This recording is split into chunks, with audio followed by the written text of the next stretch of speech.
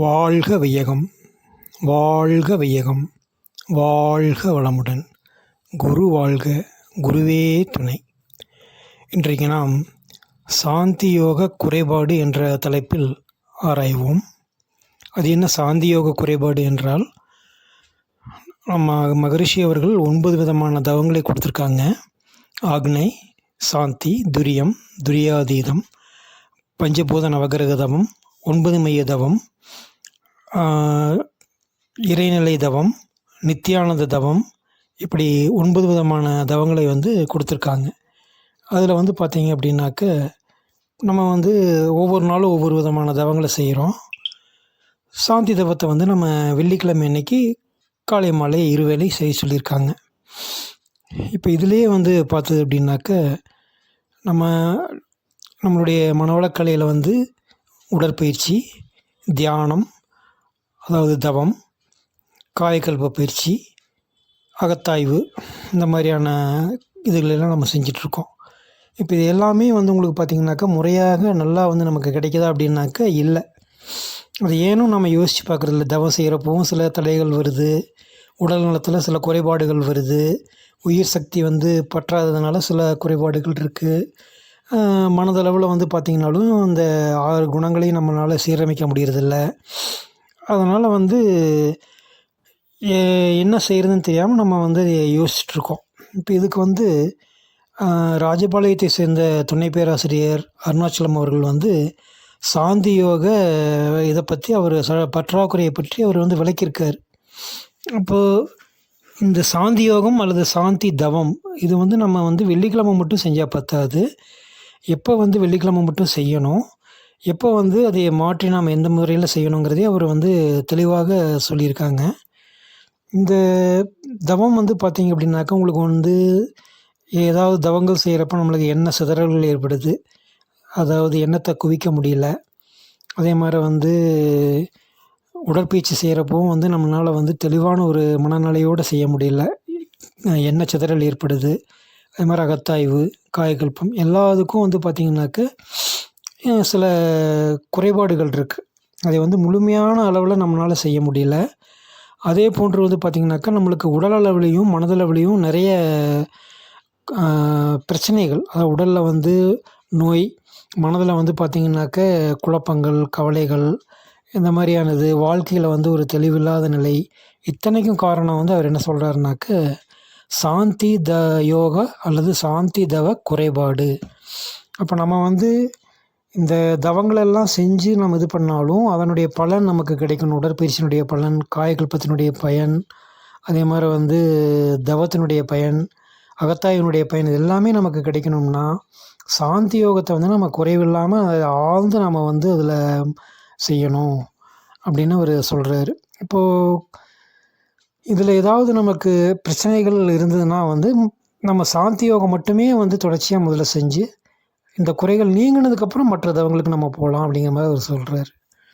மற்ற இதுகள் எதுவுமே பிரச்சனைகள் இல்லைங்கிறவங்க வேணால் வெள்ளிக்கிழமை மட்டும் சாந்தி தவம் பண்ணிக்கலாம். மற்ற தவ முறைகளை அவங்க எப்பவும் போல் வழக்கம் போல் தொடர்ந்து செஞ்சு கொண்டு இருக்கலாம்.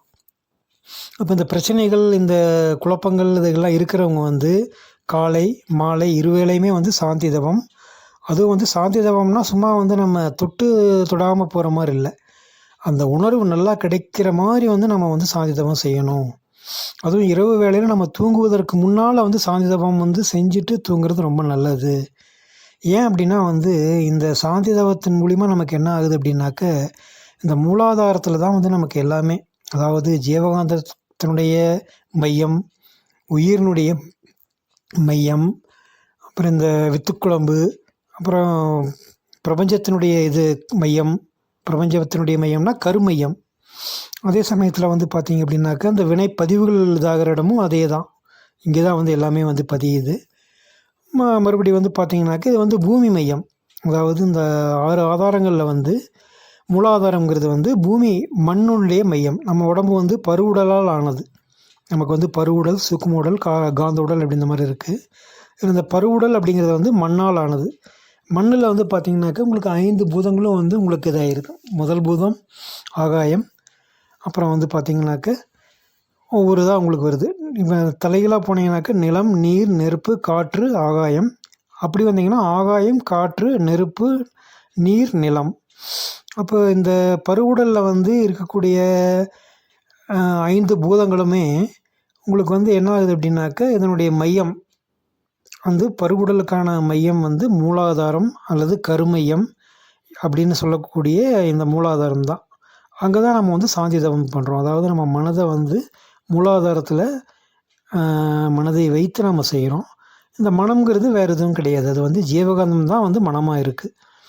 அப்போ இந்த மனதை வந்து நம்ம மூலாதாரத்தில் கொண்டு போய் ஒடுக்கும் பொழுது அது வந்து உங்களுக்கு என்ன ஆகுது அப்படின்னாக்க, அந்த உயிர் துகள்கள் எல்லாம் வந்து நல்லா வந்து சக்தி பெறுது, திணிவுறுது. திணிவுற்று உங்களுக்கு அப்புறம் வந்து பார்த்திங்கனாக்கா அந்த ஜீவகாந்த இது வந்து திணிவுறதுனால தான் அந்த ஜீவகாந்தம் தான் உங்களுக்கு வந்து உடல் முழுவதும் பரவுது. அப்போ அந்த உடலில் ஏற்படக்கூடிய குறைபாடுகள், மனதில் ஏற்படக்கூடிய குறைபாடுகள் அனைத்தையும் வந்து நீக்கிறதுக்கான வலிமை வந்து உங்களுக்கு இந்த சாந்தி தவத்தின் மூலியமாக கிடைக்குது. இப்போ உங்களுக்கு வந்து எப்படி நாம் வந்து ஆக்னை, துரியம், அப்படியே துரியாதீதம் போகிற மாதிரி, துரியாதீதத்தில் வந்து நம்ம சமாதி நிலை அப்படின்னு சொல்கிறோம். அதே நிலை தான் வந்து இங்கேயும். ஏன்னா இங்கேயும் வந்து நம்மளுக்குள்ளே இருக்கக்கூடிய இறைநிலை வந்து கருமையத்தில் தான் இருக்குது. அப்போது கருமையத்தில் வந்து பார்த்தீங்க அப்படின்னாக்கா அது எல்லா விதமான வினைகளையும் ஈர்த்து பிடிச்சி செயல் விளைவு தத்துவமாக வந்து இயங்கி கொண்டிருக்கிறது. அப்போ இந்த இடத்துல வந்து பார்த்திங்கனாக்கா அறிவே தான் நம்ம இதில் வந்து தெய்வமாக இருக்குது. அறிவே தான் தெய்வம் என்றால் தாய்மானார்னு சொல்கிற மாதிரி நம்ம இதில் வந்து பார்த்திங்கனாக்கா அறிவு தான் வந்து தெய்வமாக இருக்குது. அதாவது உடலில் வந்து பார்த்திங்க அப்படின்னாக்கா அந்த இறைநிலை வந்து அறிவாகத்தான் இருக்குது. அப்போ அந்த அறிவு நிலையில் வந்து உங்களுக்கு நம்ம போய் தோய்ந்து நிற்கிறப்போ வந்து சாந்தி தவத்தில் அதே இது அங்கே எப்படி நம்ம வந்து துரியாதீதத்தில் போய் அந்த சிவகலத்தில் நம்ம ஒன்றி நிற்கிறோமோ அதே நிலை தான் இங்கேயும். மூலாதாரத்தில் போய் நம்ம வந்து அந்த கருமையத்தில் நம்ம ஒடுங்கி நிற்கிறப்போ வந்து இறைநிலையோடையே நம்ம வந்து ஒடுகிற மாதிரி தான். அவன் நீ ஒன்றாய் அறிந்த இடம் அறிவு முழுமை அது முக்திங்கிற மாதிரி வந்து இங்கே உங்களுக்கு அந்த ஒரு ஒடுங்குகின்ற உணர்வு கிடைத்தால் மட்டும்தான் மற்ற தவங்கள், மற்ற சக்கரங்கள் எல்லாமே உங்களுக்கு வந்து நல்லா வந்து கைகூடும். இதில் வந்து சும்மா அப்படியே மேலோட்டமாக இருந்தோம்னாக்கா மற்ற இடங்கள் எங்கேயுமே உங்களுக்கு அந்த இது கிடைக்காது. அப்போ உங்களுக்கு துரியாதீதத்தில் சிவகலத்தில் போய் நீங்கள் ஒன்றி நிற்கணும் அப்படின்னா முதல்ல வந்து இங்கே நம்மளுடைய சாந்தி என்கிற அந்த மூலாதாரத்தில் வந்து நம்ம மனம் வந்து நல்லா ஒடுங்கணும். அப்போ அந்த மாதிரி ஒடுங்கி அந்த உணர்வு கிடைக்கணும்னா மற்ற இடங்களில் பார்த்திங்கன்னா உங்களுக்கு ஆக்னியில் ஒரு துடிப்பு கிடைக்கும், துரியத்தில் ஒரு துடிப்பு கிடைக்கும். மற்ற இதுகள்லையும் பார்த்திங்கனாக்க கீழே இருக்கக்கூடிய ஆதாரங்களான விசுத்தி, இதில் அநாகதம், மணிப்பூரகம், சுவாதிஷ்டானம் எல்லாத்துலேயுமே உங்களுக்கு வந்து அந்த ஒரு கொஞ்சம் அந்த அசைவு கிடைக்கும். ஆனால் மூலாதாரத்தில் வந்து அந்த அசைவே கிடைக்காது. அந்த அசைவு அல்லது அந்த உணர்வு கிடைக்கக்கூடிய அளவுக்கு நம்ம வந்து அந்த சாந்தி தவத்தை செஞ்சு அதில் தேர்ச்சி பெறுகின்ற பொழுது அப்போ இதில் இருக்கக்கூடிய எல்லா விதமான இதுகளும் வந்து களையப்பட்டுரும். அப்போ உங்களுக்கு உடலில் இருக்கக்கூடிய எல்லா குறைகளும் நீங்கிரும், மனதில் இருக்கக்கூடிய எல்லா குழப்பங்களும் நீங்கிரும், உங்களுடைய வாழ்க்கையில் இருக்கக்கூடிய எல்லா தடைகளும் நீங்கிரும். நீங்கள் தவத்தை வந்து எப்படி வேணாலும் வந்து இது பண்ணி மேல் நோக்கியே நீங்கள் போயிட்டுருக்கலாம் தவ நிலையில். அப்போ எல்லா இதுக்கும் வந்து ஒரு தடைக்கல்லாக இருக்கக்கூடியதை வந்து படிக்கல்லாக வந்து மாற்றி கொண்டு போகக்கூடிய ஒரு இது வந்து உங்களுக்கு இந்த சாந்தி யோகத்தில் தான் இருக்குது. அப்போ அந்த சாந்தி யோகம் வந்து பற்றாக்குறையாக இருந்ததுன்னா எல்லாமே பற்றாக்குறை தான். இது வந்து சாந்தி யோகம் வந்து நல்லா ஒரு நிறைவடைஞ்சிருச்சுன்னா எல்லாத்துலேயுமே நமக்கு ஒரு நிறைவு கிடைக்கும்.